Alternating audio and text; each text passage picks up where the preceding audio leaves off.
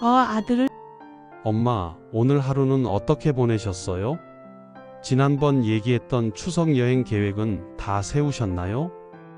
연휴가 너무 길어서 저희 가고 나서 친구분들과 2박 3일로 등산 여행 가신다고 했잖아요. 그런데 엄마, 제가 오늘 정말 중요한 얘기를 하나 해드리려고 해요. 지난번에 기차역에서 유튜브 보시다가 배터리 없으셔서 공공 충전기로 충전할 수 있어 편리했다고 하셨잖아요. 그런데 요즘 그 충전선을 휴대폰에 꽂는 순간 0.1초도 안 돼서 해킹되는 범죄가 엄청 늘고 있다는 거 알고 계셨어요? 이걸 주스제킹이라고 하는데요. 어려운 이름이죠? 쉽게 말하면 충전해주는 척하면서 휴대폰 정보를 털어가는 범죄예요. 마치 길에서 친절한 척하면서 지갑을 빼내는 소매치기와 똑같은 거예요. 너무 섬뜩하고 괘씸하지 않아요? 제가 자세히 말씀드릴 테니 아빠 옆에 계시면 오시라고 해서 같이 들어주세요. 그리고 준비하는 동안 옆에 구독이랑 좋아요 버튼 한번 눌러주시고요. 그래야 이런 좋은 정보가 있을 때 그때그때 바로 알려드릴 수 있대요. 그럼 지금부터 자세히 말씀드릴게요. 아까 주스제킹이라고 말씀드렸잖아요. 이게 그러니까 공항이나 기차역 같은 곳에 변형된 가짜 충전기를 설치해 놓고 기다려요.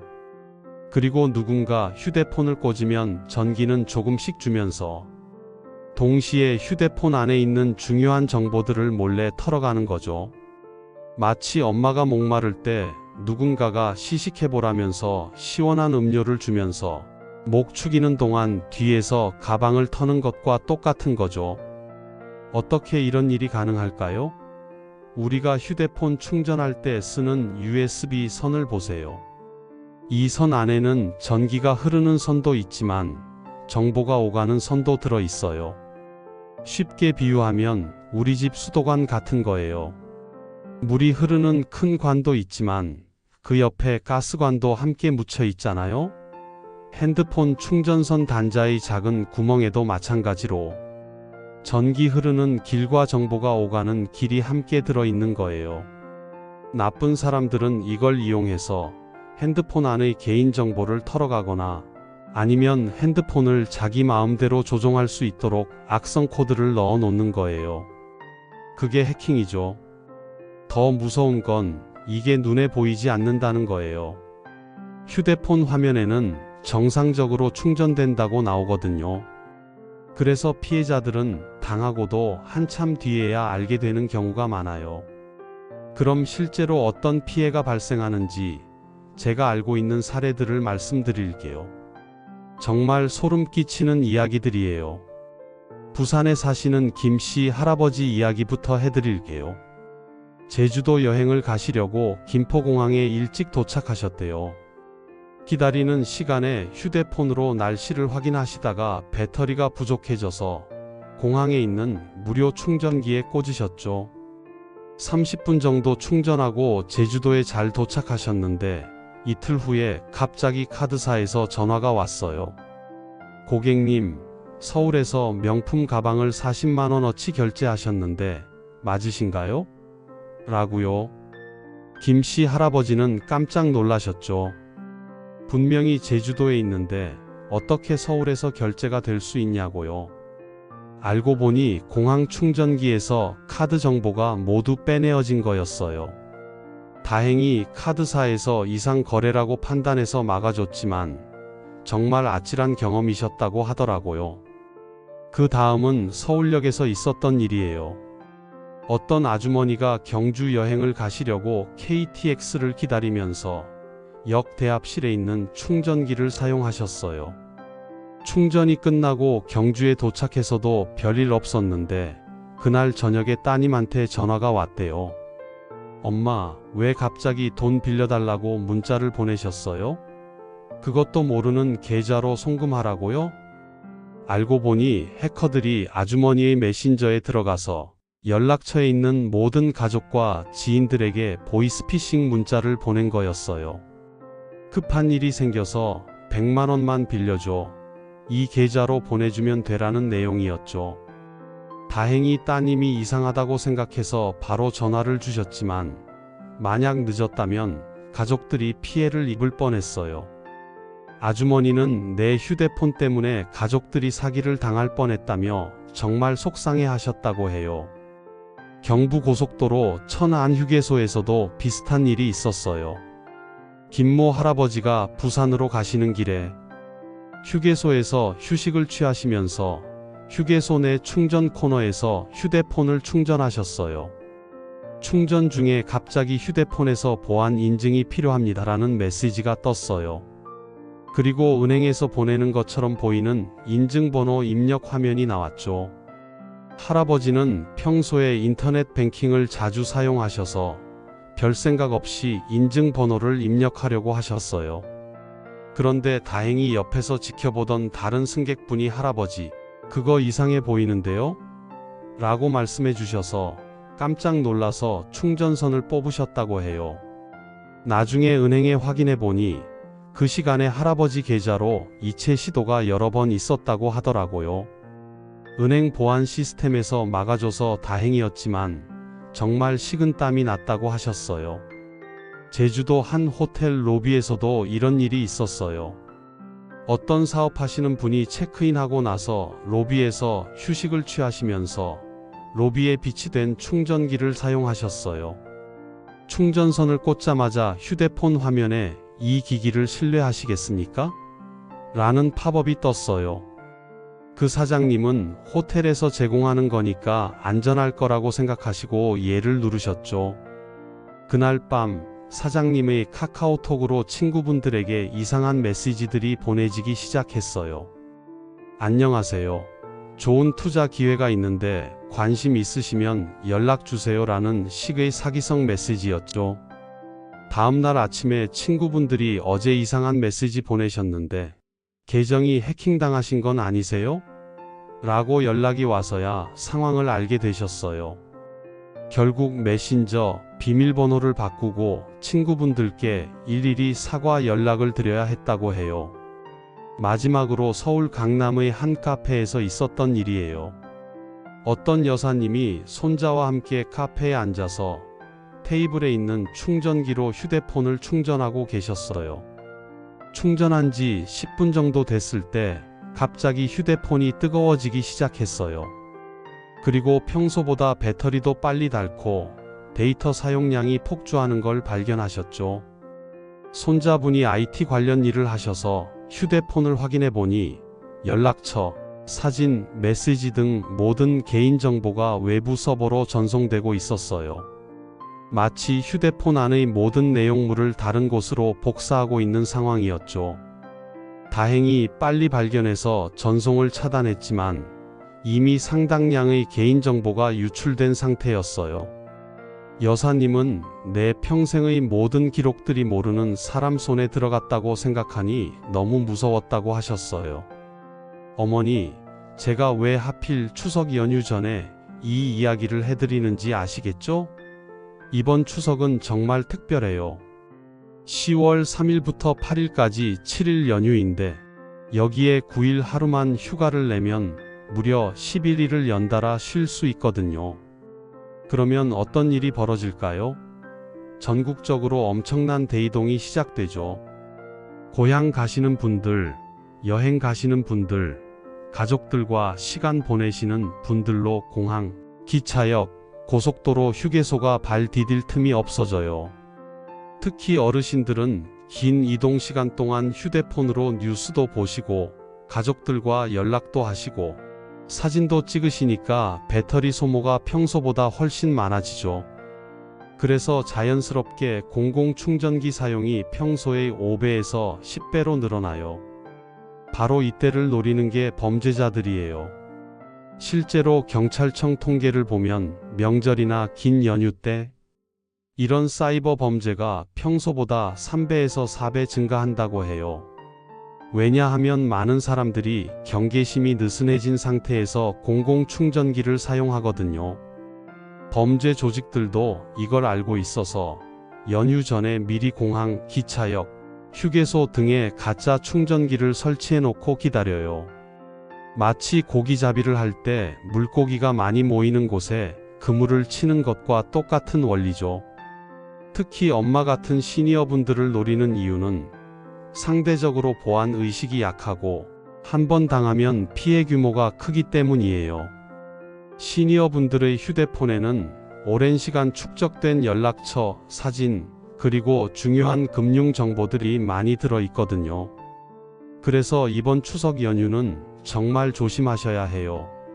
나는 괜찮을 거야 라고 생각하지 마시고 나도 당할 수 있다는 마음으로 미리미리 준비하시는 게 중요해요. 자, 그럼 이제 가장 중요한 부분이에요. 어떻게 하면 이런 피해를 완전히 막을 수 있을까요? 가장 기본이면서 제일 중요한 건 집에서 나가기 전에 핸드폰을 100% 충전하고 나가는 거예요. 생각해 보세요. 충전이 100%인 상태로 집에서 나가시면 하루 종일 쓰셔도 충전할 일이 거의 없거든요. 엄마, 평소에 집에서 나가실 때 배터리가 얼마나 되세요?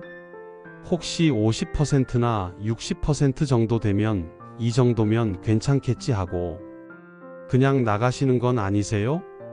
이제부터는 반드시 100%로 충전해 놓고 나가세요.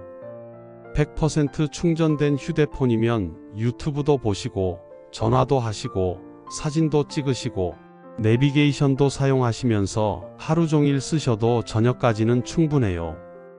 그러면 자연스럽게 공항이나 기차역에서 공공충전기를 찾을 일이 없어지는 거죠. 아, 그런데 급하게 나갈 때는 어떻게 해요? 라고 물어보실 수 있어요.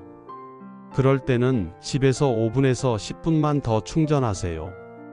완전히 100%까지 안 되더라도 90% 이상만 되어도 훨씬 안전해져요.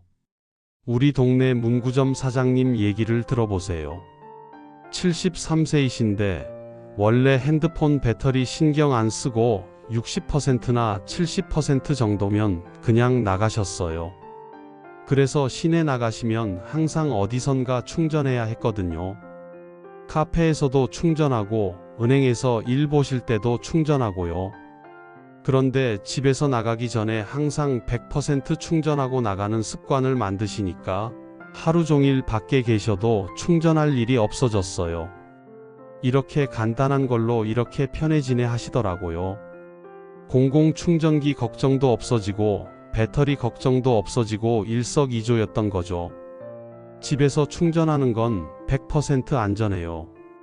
내 집 콘센트, 내 충전기니까 해킹될 걱정이 전혀 없거든요. 그리고 시간도 충분하잖아요. 아침에 일어나서 세수하고 아침 드시는 동안 충전해 두시면 되고요. 만약에 깜빡하고 100% 충전 안 하고 나오셨다면 그때는 기억나시죠? 제가 지난번에 사드린 보조 배터리 있으시잖아요? 그거 이번 여행에 꼭 들고 가세요. 찾기 어려우시면 전화 주시고요. 보조 배터리가 왜 안전한지 설명해 드릴게요. 보조 배터리는 그냥 전기만 저장해 놨다가 휴대폰에 전기만 보내주는 거예요. 인터넷에 연결되어 있지도 않고 데이터를 주고받을 수도 없어요. 쉽게 말하면 보조 배터리는 건전지와 같은 거예요. 건전지가 해킹될 수 없는 것처럼 보조 배터리도 해킹이 불가능해요. 보조 배터리 하나면 휴대폰을 2번에서 3번은 완전 충전할 수 있어서 하루 종일 사용하시기에 충분해요. 크기도 요즘은 많이 작아져서 가방에 넣고 다니기도 편하고요. 보조 배터리를 깜빡하셨거나 방전됐을 때는 어떻게 하시죠? 집에서 쓰시는 충전기를 꼭 챙겨가세요. 그리고 공항이나 기차역에서 콘센트를 찾아서 그곳에 꽂으시면 돼요. 콘센트는 왜 안전할까요? 콘센트는 전기만 흘러나오는 구멍이에요. 데이터가 오갈 수 없거든요. 마치 수도꼭지에서는 물만 나오고 다른 건 나올 수 없는 것과 같은 이치예요. 요즘 공항이나 기차역, 심지어 고속버스 좌석에도 콘센트가 많이 설치되어 있어요. USB 단자보다는 콘센트를 찾아서 사용하세요. 아무리 급해도 아무리 배터리가 없어도 공공장소에 있는 USB 단자에는 절대로 휴대폰을 꽂지 마세요. 이게 진짜 중요한 포인트예요. 벽에 붙어 있는 USB 포트, 의자에 달린 USB 포트, 무료로 제공되는 충전, 케이블 등등 이런 건 모두 위험해요. 충전이 안 되면 휴대폰을 못 쓰는데 그럼 어떻게 해? 라고 물어보실 수 있어요. 그럴 때는 차라리 휴대폰을 끄고 계세요. 끄면 배터리 소모가 거의 없어서 정말 급할 때까지 아껴둘 수 있어요. 그런데 만약 실수로 공공 충전기에 꽂았는데 이상한 화면이나 알림이 뜬다면 어떻게 하실 거예요? 첫 번째, 즉시 선을 뽑으세요. 무슨 일이 일어나고 있는지 확인하려고 하지 마시고 일단 뽑는 게 먼저예요. 두 번째, 모든 알림창에서 취소나 아니오를 누르세요. 이 기기를 신뢰하시겠습니까? 또 권한을 허용하시겠습니까? 이런 질문이 나오면 무조건 거부하세요. 세 번째, 와이파이와 블루투스를 끄세요. 해커들이 이 경로로도 접근할 수 있거든요. 그 다음 휴대폰 화면을 보시고 평소에 없던 앱이나 아이콘이 생겼는지 확인해 보세요. 특히 영어로 된 이름이나 이상한 모양의 아이콘이 있다면 바로 삭제하세요. 앱 삭제하는 방법은 아이콘을 길게 누르고 있으면 X 표시나 삭제 버튼이 나타나요. 그걸 누르시면 돼요. 가장 중요한 건 금융 관련 피해를 막는 거예요. 평소에 사용하시는 은행과 카드사에 즉시 전화하세요. 상담원에게 이렇게 말씀하세요. 안녕하세요. 제 휴대폰이 해킹당한 것 같습니다. 계좌 확인해 주시고 혹시 이상한 거래가 있으면 긴급 정지 부탁드려요. 그럼 친절하게 도와드릴 거예요. 인터넷 뱅킹, 카드 앱, 메신저, 이메일 등 중요한 앱들의 비밀번호를 모두 바꾸세요. 비밀번호 바꾸는 게 어려우시면 가족분들이나 은행에 도움을 요청하세요. 요즘은 은행에서도 이런 사이버 범죄 피해 상담을 해주거든요. 마지막으로 경찰에 신고하세요. 112에 전화해서 사이버 범죄 피해를 당했다고 말씀하시면 담당 부서로 연결해 줄 거예요. 또한 온라인상에서도 신고할 수 있어요. 인터넷에서 사이버 경찰청을 검색하시거나 가족분들에게 도움을 요청해서 온라인 신고를 해보세요. 지금까지 말씀드린 것 외에도 평소에 실천하시면 좋은 보안 습관들을 알려드릴게요. 휴대폰 패턴을 절대 니은자나 기역자 등 쉬운 것으로 하지 마세요. 특히 아빠, 시니어분들의 핸드폰을 보면 대부분이 니은자로 되어 있대요. 이런 패턴은 없는 것과 똑같은 거예요. 그리고 잠금 번호를 단순한 4자리 숫자보다는 6자리 이상으로 설정하세요. 가능하다면 지문인식이나 얼굴인식을 함께 사용하시는 것도 좋아요. 생일이나 전화번호 같은 쉬운 번호는 피하시고 남이 쉽게 알 수 없는 번호로 설정하세요. 휴대폰의 자동 업데이트 기능을 켜두세요. 보안 업데이트가 나오면 자동으로 설치되어서 새로운 해킹 기법에 대비할 수 있어요. 설정에서 소프트웨어 업데이트 또는 자동 업데이트를 찾아서 켜두시면 돼요. 문자 메시지나 카카오톡으로 오는 의심스러운 링크는 절대 클릭하지 마세요. 특히 상금에 당첨되셨습니다. 긴급한 보안 업데이트가 필요합니다. 같은 내용은 모두 사기예요. 엄마, 혼자서 모든 걸 기억하고 실천하기는 어려우시죠? 그래서 가족들과 함께 보안 수칙을 만들어 보는 게 중요한 거예요. 그리고 한 달에 한 번 정도는 가족분들과 함께 휴대폰 상태를 점검해 보세요. 이상한 앱이 깔려 있지 않은지, 모르는 결제 내역은 없는지 확인하는 거예요. 엄마, 오늘 정말 중요한 이야기를 해드렸어요. 생각해 보세요. 예전에는 지갑을 조심해서 보관하면 됐는데, 이제는 휴대폰이 지갑보다 더 중요한 정보들이 들어 있어요. 은행 계좌, 카드 정보, 가족들 연락처, 평생의 추억이 담긴 사진들까지 모든 게 들어 있죠. 그래서 휴대폰 보안은 선택이 아니라 필수예요. 나이가 많아서 잘 모르겠다고 포기하지 마시고 꼭 기억하세요. 사이버 범죄자들은 우리가 모르는 사이에 계속 새로운 수법을 만들어내고 있어요. 하지만 우리가 조금씩이라도 관심을 갖고 조심한다면 충분히 막을 수 있어요. 아무튼 이번 여행뿐만 아니라 장시간 밖에 나가셔서 핸드폰 충전할 일이 생길 것 같을 때에는 꼭 보조 배터리나 충전선을 챙기시고 절대 공공 충전기는 사용하지 마세요. 이번 영상 많이 유익하셨죠? 이런 좋은 정보는 엄마 혼자만 알고 있지 마시고 주변 지인분들한테도 널리 공유해 주세요. 그 전에 구독과 좋아요, 알림 설정은 정말 꼭 눌러주시고요. 그래야 엄마한테 앞으로도 좋은 정보 많이 드릴 수 있거든요. 그럼 엄마 여행 준비 잘 하시고 저희는 추석 전날 찾아뵐게요. 만나면 재밌는 얘기 많이 나누고 맛난 음식도 많이 먹어요. 오늘도 좋은 하루 보내세요.